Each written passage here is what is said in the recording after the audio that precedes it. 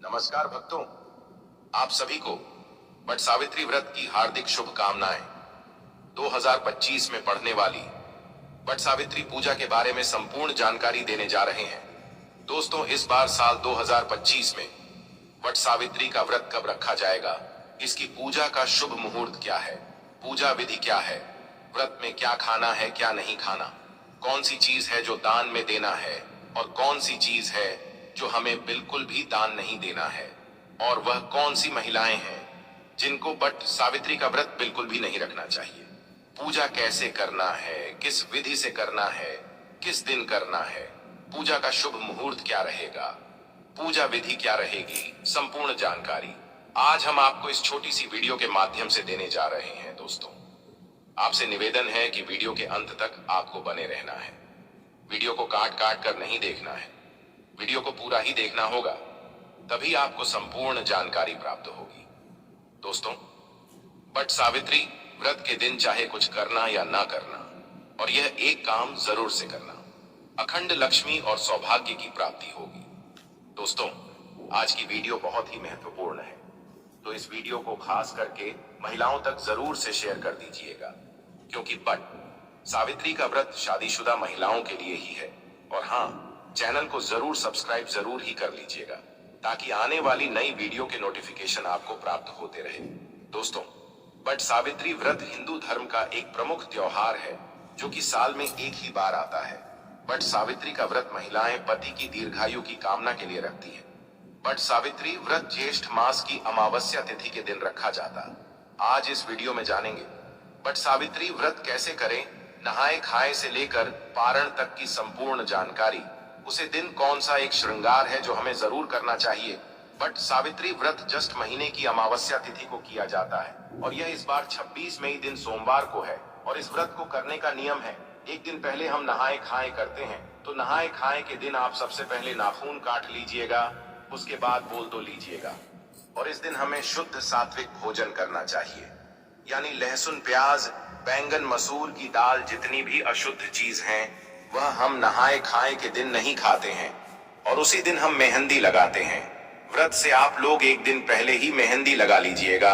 और इस व्रत में ठेकुआ बनाया जाता है, तो नहाए खाए के दिन ही आप लोग ठेकुआ बना लीजिएगा। अगर आपके यहाँ ठीक हुआ चढ़ता होगा तो आप लोग बना लीजिएगा, अगर नहीं चढ़ता होगा तो नहीं बनाइएगा। और उसके अगले दिन हम व्रत रखेंगे, तो व्रत के दिन आप लोग सुबह जल्दी उठ जाएगा। सुबह जल्दी उठकर आप स्नान कर लीजिएगा, और इस दिन हमें लाल पीला वस्त्र पहनकर ही पूजा करनी चाहिए। तो आपके पास नई साड़ी है तो आप लोग नई साड़ी पहन लीजिएगा, या आप अगर शादी का जो भी साड़ी है पहनना चाहती है तो वह भी पहन सकती है। और चूड़ी आप लोग एक डब्बा या लेठी नया जरूर खरीद लीजिएगा। साड़ियां पहने हुआ भी पहन सकती है, लेकिन चूड़ियां लेती आप अपने लिए एक नया ले लीजिएगा। और उसे दिन 16 श्रृंगार किया जाता है, तो हमें अपना सिंदूरा से मांग भर लेना है, और गले में मंगलसूत्र, पर में पायल, बिछुआ और महावर जरूर लगा लीजिएगा। और जो शादी का चुनरी रहता है वह ओढ़ कर ही हमें उसे दिन पूजा करनी चाहिए। और आप लोग मांग में जो मांग टिका है वह पहन लीजिएगा, और इस दिन हमें टीका पहनकर ही पूजा करनी चाहिए। सुहाग का सबसे बड़ा प्रतीक टीका होता है, तो आप लोग टीका जरूर पहन लीजिएगा, और अच्छे से हमेशा करनी चाहिए।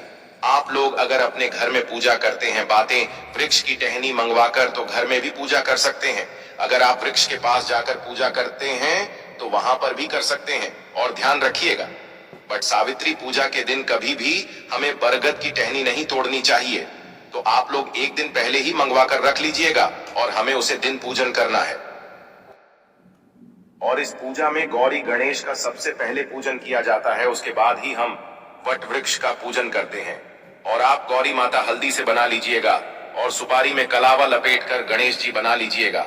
और पूजा करने से पहले खोज लिया जाता है, तो आपके पास कोई धनी है तो उसमें कोई इच्छा ले लीजिएगा, नहीं तो आप एक लाल कपड़ा ले लीजिएगा, और उसी में सबसे पहले खोजा हम ले लेते हैं।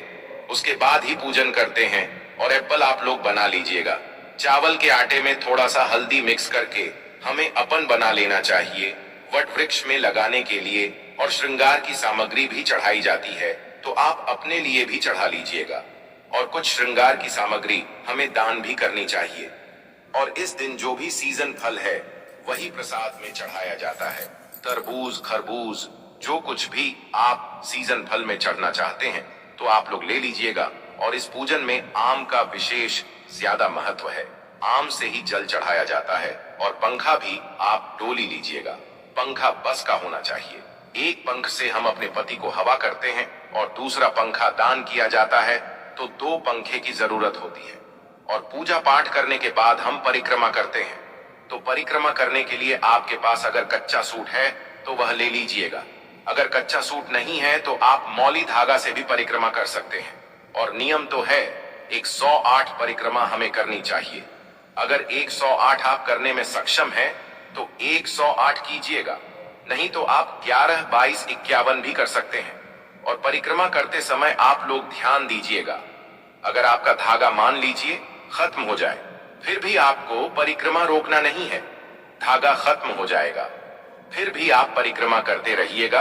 और परिक्रमा करने के लिए आप अपने हाथ में चना ले लीजिएगा और 1 पैकेट हमें सिंदूर ले लेना है। चना गिनकर रख लीजिएगा, क्योंकि परिक्रमा करते समय हम भूल जाते हैं कि हम कितनी बार परिक्रमा किए हैं। इसीलिए आप लोग चना ले लीजिएगा और सिंदूर ले लीजिएगा। बट वृक्ष में लगाने के लिए और सुहाग की सामग्री हमें जरूर चढ़ाना चाहिए। तो आप सुहाग की सामग्री में चूड़ी, सिंदूर, बिंदी यह भी चढ़ा सकते हैं। और मान लीजिए 16 श्रृंगार की सामग्री चढ़ना चाहते हैं तो वह भी चढ़ा सकते हैं। और कुछ ना कुछ आप लोग दान करने के लिए भी जरूर चढ़ाएगा। आपको पूजा कर लेनी है। पूजा करने के बाद इस दिन पति पूजन भी किया जाता है। तो आप लोग जब पूजा कर लीजिएगा घर आइएगा। उसके बाद आप लोग पति का पूजन कीजिएगा।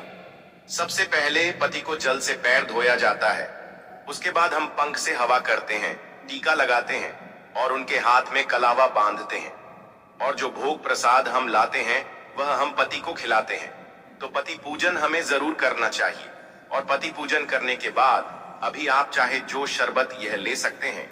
इस व्रत में सिर्फ नमक नहीं खाया जाता है, आप मीठा भोजन कर सकते हैं। तो आप लोग पूजा करने के बाद जो कुछ भी खाना चाहते हैं वह खाएगा। और शाम में सूर्यास्त होने से पहले ही आप मीठा भोजन कर लीजिएगा। सूर्यास्त होने के बाद हमें कुछ भी नहीं खाना चाहिए। और व्रत का पारण हम अगले दिन करेंगे। और इस बार बट सावित्री व्रत 26वें दिन सोमवार को है और नहाए खाए 25वें दिन रविवार को है। और व्रत का पारण हम 69वें दिन मंगलवार को करेंगे। और जो लोग पहली बार वट सावित्री व्रत करना चाहती हैं वह कर सकती है। इस बार कोई मलमास अधिक मास नहीं है। तो अगर आप लोग व्रत उठाना चाहते हैं तो आप लोग व्रत जरूर उठा लीजिएगा। और पूजा करने के बाद वहां पर जितनी भी सुहागन महिलाएं हैं उनके मांग में हमें सिंदूर लगा देना चाहिए। और कोई के में आप लोग प्रसाद जरूर दीजिएगा। दोस्तों, आप साधारण तरीके से भी पूजा कर सकते हैं। इस दिन पूजा के लिए आपको सबसे पहले पूजा के दिन टोकरी में रेत भरकर ब्रह्मा की मूर्ति स्थापित करें तथा वहां परसों में सावित्री की मूर्ति स्थापित करनी चाहिए। दूसरी टोकरी में सत्यवान सावित्री की मूर्ति स्थापित करें। दोनों टोकरियों को वट वृक्ष के नीचे रखें। सबसे पहले ब्रह्मा सावित्री की पूजा करें, फिर सत्यवान और सावित्री की पूजा करें। इसके बाद वट वृक्ष को पानी दिन, जल, फूल, मूली, होली, कच्चा दूध, चना, गुड़ तथा धूप दीप से पूजा करें। जल चढ़कर वृक्ष के चारों ओर कच्चा धागा लपेटकर 3 बार परिक्रमा करें। वट के पत्तों की माला पहनकर कथा का श्रवण करें। पूजन सामग्री में प्रयोग की जाने वाली वस्तुएं ध्यान से जानें दोस्तों। सावित्री सत्यवान की मूर्तियां बस का पंखा, लाल कलाव, धूप भी, फल पुष्प, होली, सुहाग का सामान, पूर्णिया, बरगद का फल, जल से भरा कल है। आप सभी को लेना है सावित्री सत्यवान की मूर्तियां, बस का पंखा, लाल कलवा, धूप, होली, सुहाग का सामान, पूरियां, बरगद का फल, जल से भरा कलश। शास्त्रों के अनुसार बरगद के वृक्ष के तने में भगवान विष्णु, जड़ों में ब्रह्मा और शाखों में भगवान शिव का वास है। इस वृक्ष में कई सारी शाखाएं नीचे की ओर रहती हैं, जिन्हें देवी सावित्री का रूप माना जाता है। इसलिए मानता है कि इस वृक्ष की पूजा करने से भगवान का आशीर्वाद प्राप्त होता है और मनोकामनाएं पूरी होती हैं। संतान प्राप्ति के लिए इस वृक्ष की पूजा करना लाभकारी माना जाता है।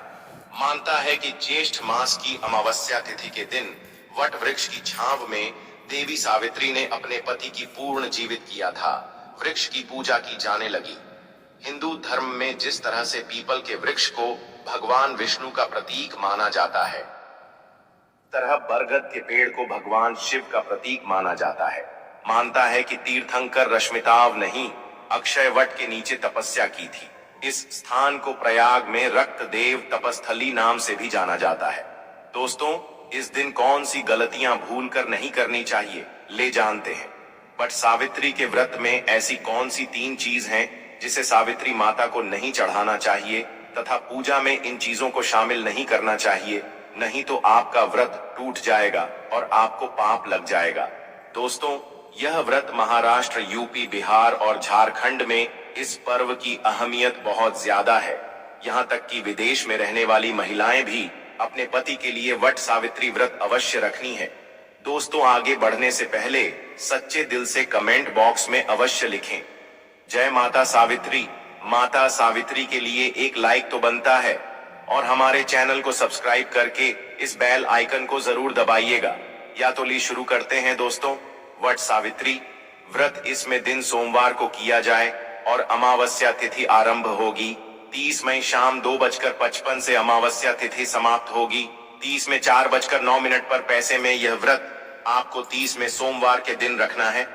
दोस्तों, अब जानते हैं वट सावित्री व्रत में 3 चीज कभी नहीं चढ़ाना चाहिए, घोर पाप लगता है। दोस्तों, सबसे पहले तो आपको बता दो, यह व्रत पति के लिए किया जाता है, इसीलिए 16 श्रृंगार इस दिन अवश्य करने। दोस्तों, नंबर बट सावित्री व्रत में काले कपड़े तो भूल कर भी न पहने, क्योंकि इसी दिन नीतीश को शनि जयंती पर शनि महाराज को काले कपड़े बिल्कुल भी पसंद नहीं है।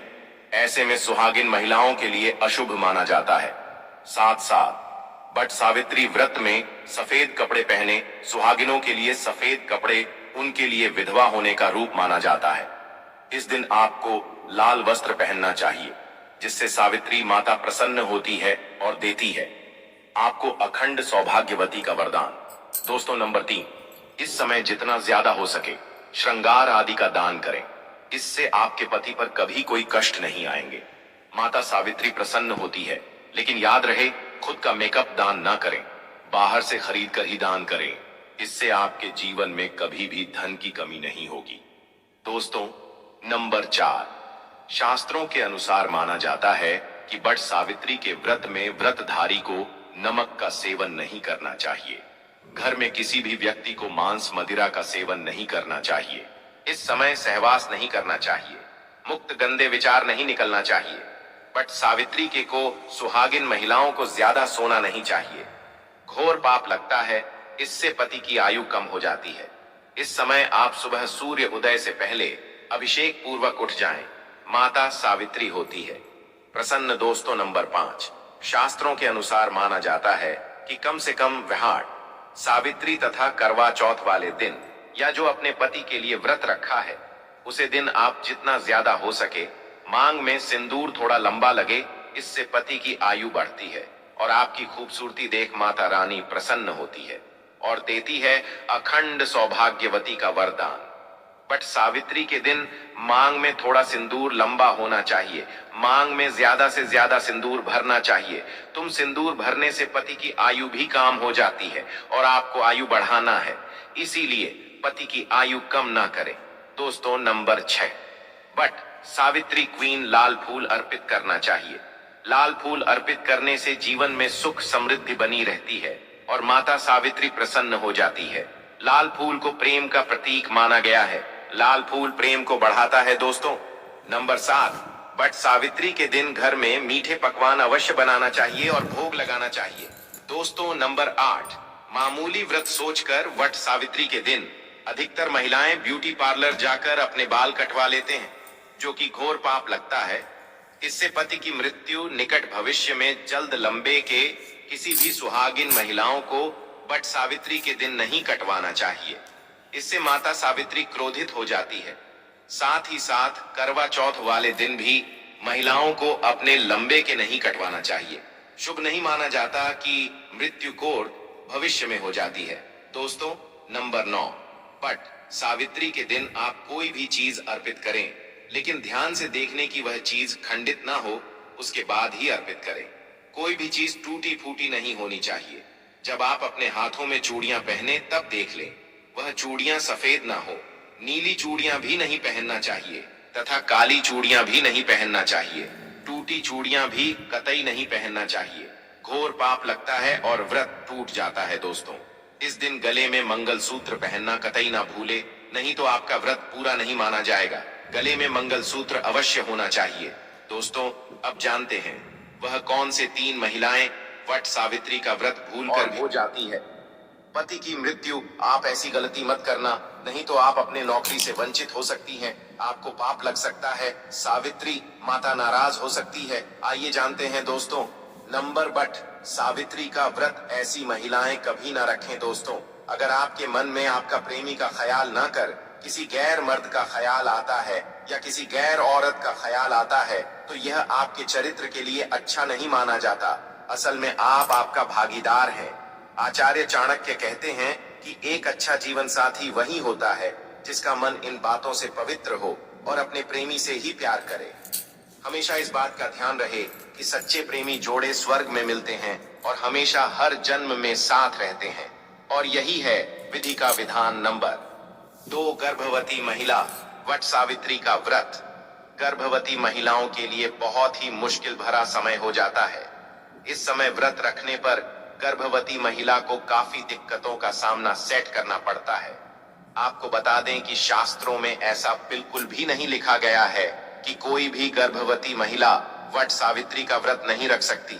लेकिन अगर आपके अंदर कमजोरी ज्यादा है या आप इस व्रत का पालन ऐसे समय में नहीं कर सकते, तो आप वट सावित्री का व्रत ना रखें, क्योंकि ऐसे समय व्रत रखना अनुरक्षित हो सकता है।